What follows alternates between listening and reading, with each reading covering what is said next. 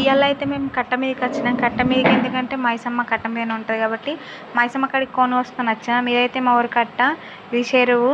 ఇక్కడ నుంచి అట్లా నడుచుకుంటూ పోతే అక్కడ దగ్గరనే కట్ట మీద మైసమ్మ తల్లి ఉంటుంది. మైసమ్మకి అయితే మేము బోనం తీసినాం. అట్టి చేపలు ఉపారం వండుకొని ఇస్తాల్లో పెట్టుకొని పోయి కొన్ని కోసుకొని ఇప్పుడే వస్తున్నాం.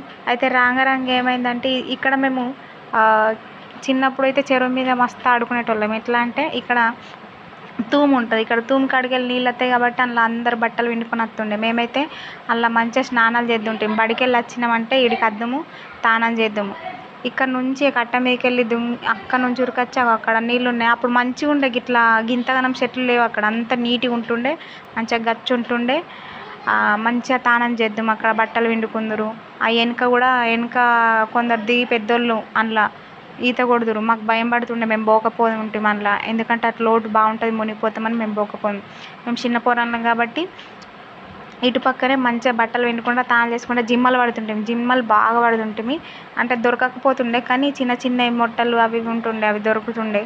ఇక ఇంట్లోనే మేమైతే చిన్నప్పుడు మస్తు ఆడుకున్నాం. ఇట్లా మీరు కూడా ఎప్పుడన్నా ఆడుకున్నారా? ఇంకా ఎట్లా అంటే మేము ఆడికెళ్ళి ఉరికొచ్చి సుర్రేద్దాం. ఇంట్లో ఫుల్ నిండా నీళ్ళు వస్తుండే, ఇట్లా కొన్ని కొన్ని కాదు, ఇప్పుడు బంద్ చేసి ఎడుతాము.